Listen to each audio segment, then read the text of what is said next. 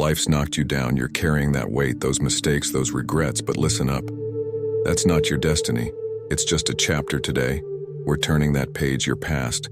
It's a minefield of what-ifs. And if only we've all been there, that promotion you missed. The relationship that crashed and burned, the opportunity at Eddies you let slip through your fingers. They haunt you, don't they? But here's the truth. They don't define you. They never did today. We're going to rewire your brain. We're going to transform those past failures into fuel for your future. This isn't some feel-good nonsense. This is about forging yourself into the person you're meant to be. Why should you care? Because right now, you're fighting with one hand tied behind your back. Your past is holding you hostage, and it's time for a jailbreak. Whether you're 16 or 60, whether you're at the bottom or clawing your way to the top, this is your wake-up call. So are you ready to break free? Are you prepared to turn your scars into stars? Let's dive in and rewrite your story. Weight of the past. Let's get real for a moment. Your past. It's like quicksand. The more you struggle, the deeper you sink. You replay those moments, those failures over and over. It's a broken record, and you're the needle stuck in the groove. Think about it. How many times have you stopped yourself from taking a risk because of what happened before? How often do you hear that voice in your head saying, "Remember what happened last time"? It's paralyzing, isn't it? This isn't just in your head, science backs it up. Our brains are wired to remember negative experiences more vividly than positive ones. It's called negativity bias. Back in the day, it kept us alive. Now, it's keeping you from living. Let me paint you a picture. Imagine carrying a backpack. Every regret, mistake, missed opportunity. You toss it in day after day, year after year. How heavy is that pack now? How fast can you run with all that weight? But here's the kicker. You're not just hurting yourself. The weight affects everything, your relationships, your career, your dreams. You're not showing up as your best self because you're too busy being your past self. And let's be honest, it's comfortable in a twisted way, right? Dwelling in the past gives you an excuse. I can't succeed because of what happened. It's a get-out-of-jail-free card for not taking risks or putting yourself out there. But ask yourself, is that backpack worth the life you're missing out on? Are those old stories worth sacrificing your future? For here's the truth, and it might sting a little. The past is only as powerful as the meaning you give it. You're the author of your story right now. You're letting your past hold the pen. It's time to snatch it back. Reframing the past. Your past isn't a prison, it's a classroom. Every setback, every fumble, every faceplant into the dirt, that's not failure, that's education. Think about it, you learn to walk by falling. You learn to talk by babbling nonsense. Why should life be any different? Let's borrow a page from the Stoics. These ancient philosophers had a revolutionary idea. External events don't hurt us. It's our judgment about them that does the damage. Marcus Aurelius, emperor of Rome, said, "You have power over your mind. Not outside events. Realize this and you will find strength." So how do we do this? How do we turn our past from a burden into a boost? First, stop seeing yourself as a victim. You're not a punching bag for fate. You're a warrior in training. Every hit you take, that's just toughening you up for the next round. Second, get curious instead of beating yourself up over past mistakes. Ask yourself, what can I learn from this? That failed relationship may have taught you what you really need in a partner, and that job loss may have shown you what you're truly passionate about. Third, practice gratitude. Yeah, I know it sounds soft, but hear me out. What if every bad thing that happened to you was actually setting you up for something better? That breakup, it freed you up to meet the right person. That setback at work, it pushed you to start that business you've been dreaming about.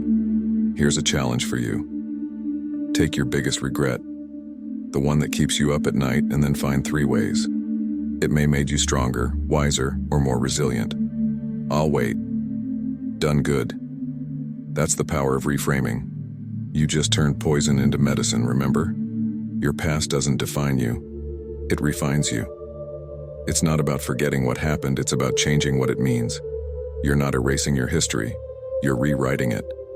So are you ready to stop being a prisoner of your power and become a student of it? Instead, learning from failure. Let's cut to the chase. Failure isn't your enemy. It's your greatest ally. Every time you fall, you're not falling behind. You're falling forward.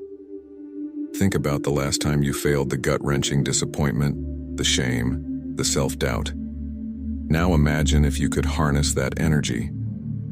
Turn that pain into power. Epicus, a Stoic philosopher who was born into slavery and rose to become one of the greatest thinkers of his time, said it's not what happens to you, but how you react to it that matters. Let that sink in. Your failure doesn't define you. Your response does. Here's a hard truth. Success is a lousy teacher. It's seductive. It makes you think you're invincible. Failure keeps you hungry. It keeps you humble. It keeps you learning. Let me ask you this. Have you ever met someone who's never failed? I'll tell you what they look like. Soft, untested, unprepared for life's real challenges. Now think about the people you admire, the ones who've achieved greatness. I guarantee you their path wasn't a straight line. It was a messy, chaotic scribble of attempts, failures, and comebacks. Take Thomas Edison. The man failed 1,000 times before inventing the light bulb. When asked about it, he said, "I have not failed. I've just found 10,000 ways that won't work." That's the mindset of a winner. Or consider J.K. Rowling. Before Harry Potter, she was a broke, divorced, single mother on welfare. 12 publishers rejected her first book. Now she's one of the most successful authors in history. These aren't just feel-good stories, they're blueprints. They show us that failure isn't the opposite of success, it's part of success. So here's what I want you to do. Next time you fail, and you will fail, because you're human and you're trying, I want you to celebrate. That's right. Celebrate. Because you just found a way that doesn't work. You're one step closer to finding what does. Remember, the master has failed more times than the beginner has tried. Every scar you have is a lesson learned, and every setback sets you up for a comeback. Seneca, another Stoic heavyweight, put it this way: difficulties strengthen the mind as labor does the body. Your failures aren't weakening you. They're forging you into something stronger, something better. So I want you to make me a promise. Next time you fail, instead of beating yourself up, ask yourself these questions. What did this teach me? How can I use this? How did this make me stronger? Because here's the truth. You haven't failed until you quit. Everything else is just learning. So, are you ready to turn your failures into fuel? Are you ready to fall forward? The power of present focus. Listen up. Your power isn't in your past. It's not in your future. It's right here, right now, the present moment. That's your playground. Let's get real. How much time do you spend reliving past mistakes or worrying about future problems? If you're like most people, it's way too much. You're letting life slip through your fingers while stuck in your head. Marcus Aurelius dropped this truth bomb. You have power over your mind. Not outside events. Realize this, and you will find strength. The past, it's gone. The future, it's not here yet. All you've got is now. Think about this. Have you ever been so focused on something, a game, a conversation, a task, that time seemed to disappear? That's what psychologists call the flow state. It's when you're fully present, fully engaged, and guess what? It's where peak performance happens now. I'm not saying ignore your past or don't plan for your future. I'm saying don't let them ruin your present. Your past doesn't need you. Your future doesn't exist yet. But this moment needs you fully here. Here's a challenge for you for the next 24 hours. Catch yourself whenever your mind wanders to the past or future. Bring it back to now. What do you see? What do you hear? What can you do right now to move towards your goals? Epicus said he is a wise man who does not grieve for the things which he has not, but rejoices for those which he has. Are you fully appreciating what's in front of you? Or are you too busy regretting yesterday and worrying about tomorrow? Let me paint you a picture. Imagine you're driving a car. The windshield is huge, but the rear view mirror is tiny. Why? Because what's ahead of you is much more important than what's behind you. Your life should be the same way. Here's the thing about focusing on the present. It's where your power lies. You can't change the past. You can't control the future. But right now, this moment, you have the power to choose to act, to change. Buddha, not a Stoic, but hey, wisdom is wisdom, said the secret of health for both mind and body is not to mourn for the past, worry about the future, or anticipate troubles, but to live in the present moment wisely and earnestly. So here's what I want you to do. Take a deep breath. Next time you dwell on the past or are anxious about the future, feel your feet on the ground. Look around you. Ask yourself, what can I do right now to make progress? Remember, life isn't something that happens to you. It's something that happens right now in this moment, and you have the power to shape it. So are you ready to seize the present? Are you prepared to live fully in the now, breaking the chains of expectation? Your life isn't a script written by others. It's your story to tell. Society, family, friends, they all have expectations. But here's the truth. Those expectations are their limitations, not yours. The ancient Chinese philosopher Lao Tzu said, "Care about what other people think and you will always be their prisoner." Let that sink in. Every time you live up to someone else's expectations, you're locking yourself in a cell of their design. Think about it. How many times have you held back because that's not what people like me do? How often have you silenced your dreams because they didn't fit the mold others created for you? Here's a hard truth. The world doesn't need another carbon copy, it needs you. The real, unfiltered, unapologetic. Yamamoto Musashi, the legendary Japanese swordsman and philosopher, said, "Do not fear death, fear, instead, never beginning to live." Are you truly living if you're constantly trying to meet others? Expectations challenge every should in your life. Question every supposed to. Are these your goals or someone else's dreams for you? Remember, the path of least resistance leads to a life of quiet desperation. Don't go quiet. Go boldly. Go in the direction that sets your soul on fire.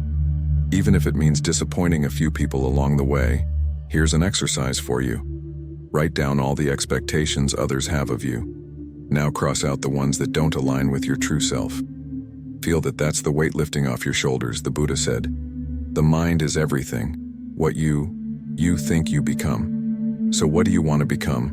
A people pleaser, living someone else's life, or the architect of your own destiny?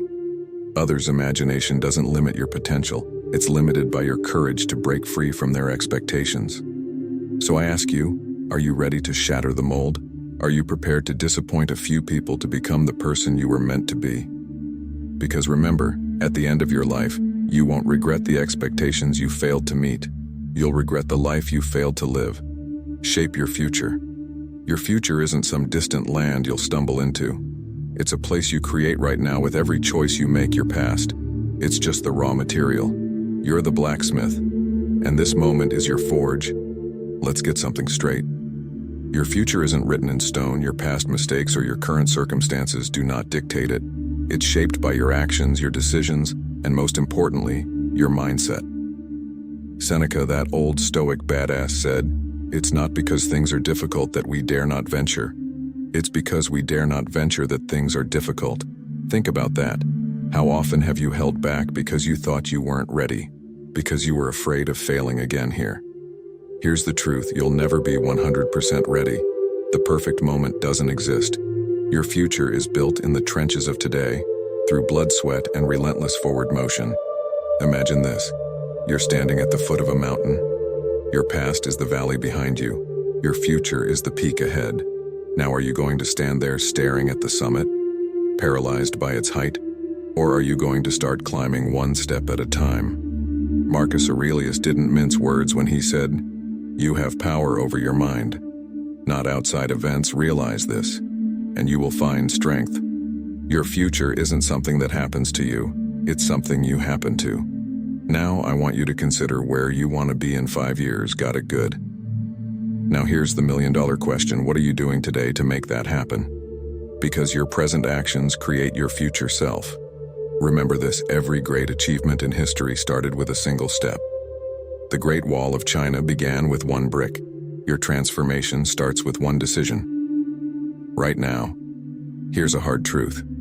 Your past doesn't equal your future unless you live there. You're not a tree. You're not rooted to one spot. You can move, you can grow, you can change. Epictetus dropped this gem. First say to yourself what you would be, and then do what you have to do. It's not enough to dream about your future. You've got to put in the work to make it real. So here's what I want you to do. take out a piece of paper. Write down your vision for your future. Now, underneath that, write 3 things you can do this week to move towards that vision. Not next month, not next year, this week, remember.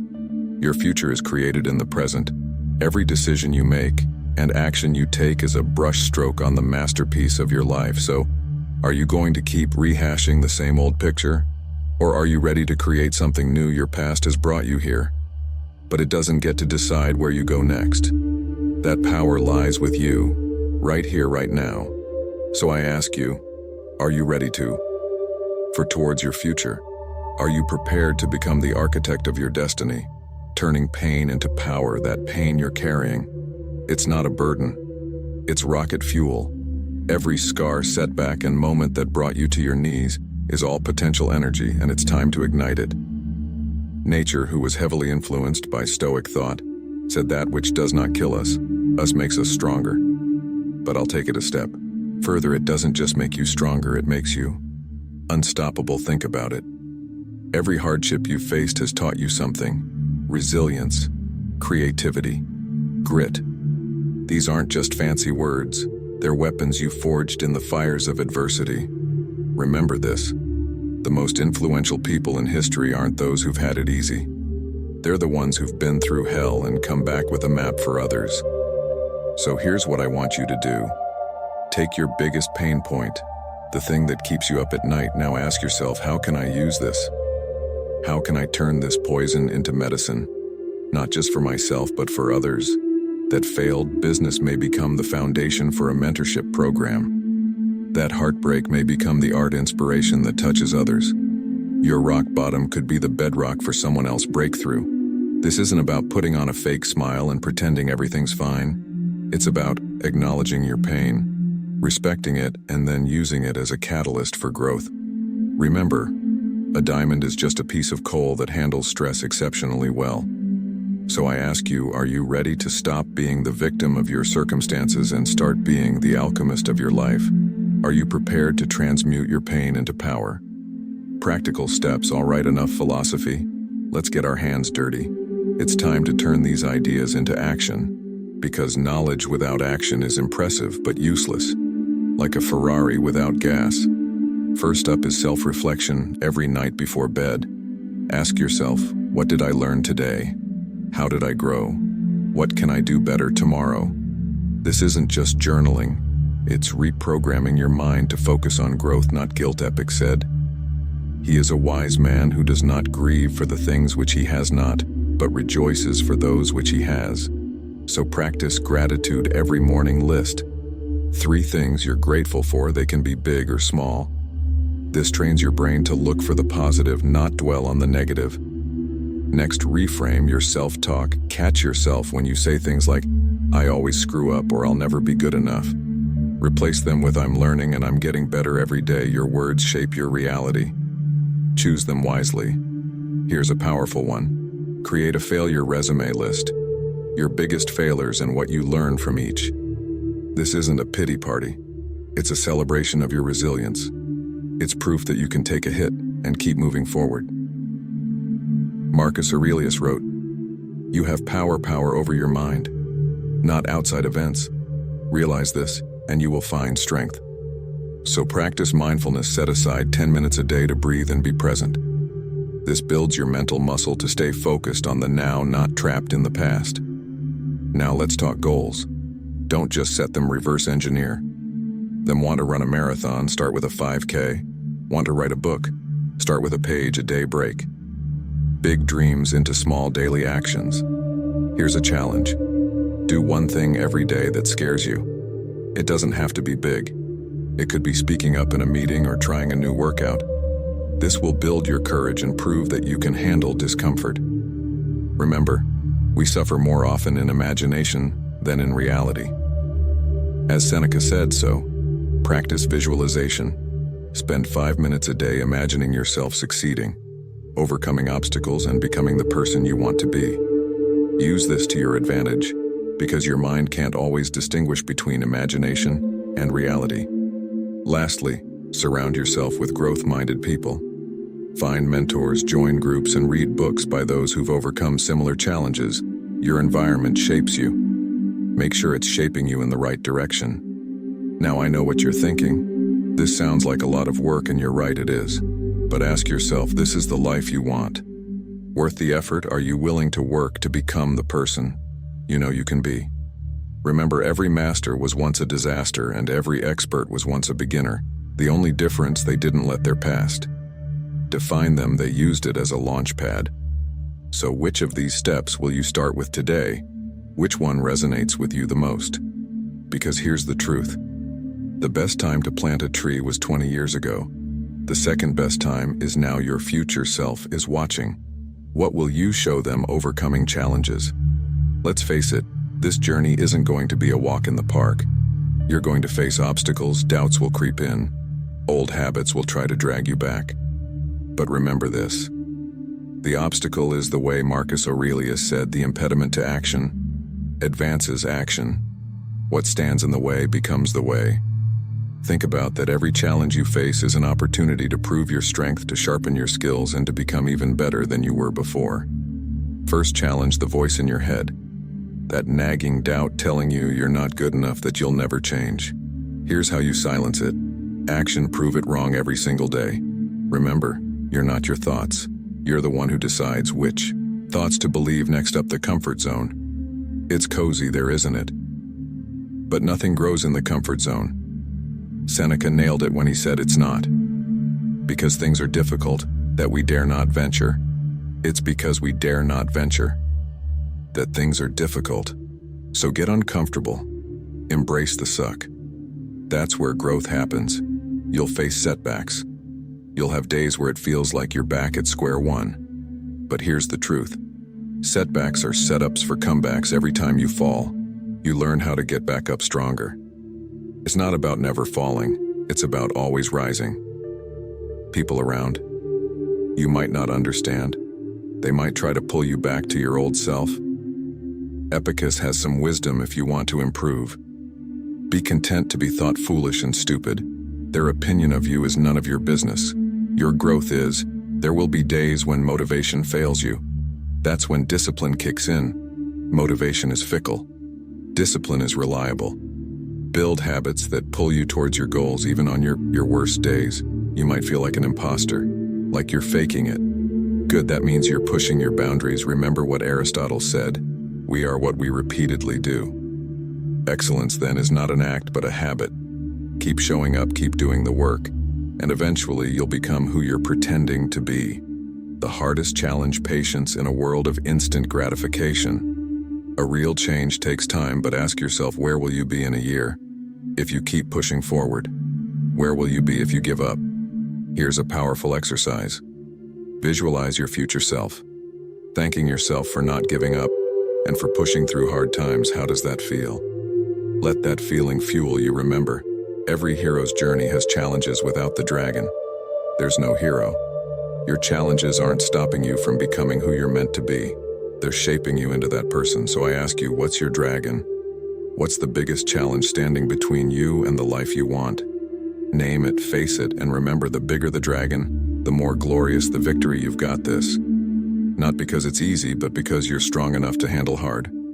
So are you ready to face your challenges head on? Are you prepared to turn your obstacles into opportunities? Call to action. The past is a place of reference, not a place of residence. Who said that it doesn't matter? What matters is whether you're ready to live it. Are you prepared to stop being a prisoner of your history and start being the architect of your destiny? Look around you, see that guy at the gym pushing through his last rep when every muscle is screaming to quit. He's not just building muscle, he's building resilience. That woman giving a presentation, despite her hands shaking, she's not just sharing information, she's conquering fear. These are modern-day Stoics. They're not wearing togas or pontificating in ancient forums. They're in boardrooms, classrooms, and even in your mirror. Take Ryan Holiday, for example. This guy turned ancient Stoic wisdom into best-selling books and a thriving business. He didn't let his past as a college dropout define him. Instead, he used those lessons to fuel his success. Or consider Rear Admiral James Stockdale, who survived 7.5 years as a prisoner of war in Vietnam. His secret weapon, Stoic philosophy, he said, "I never lost faith at the end of the story. I never doubted that I would get out and prevail in the end, and turn the experience into the defining event of my life, which in retrospect I would not trade.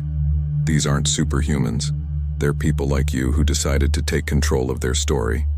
So here's my challenge to you. Start today, not tomorrow, not next week, today. Pick one thing, just one that you've been avoiding because of past failures or fear. Now do it. Take that first step. Remember, courage isn't the absence of fear. It's action in the face of fear. Write this quote from Marcus Aurelius and stick it where you'll see it daily. You have power over your mind, not outside events. Realize this, and you will find strength.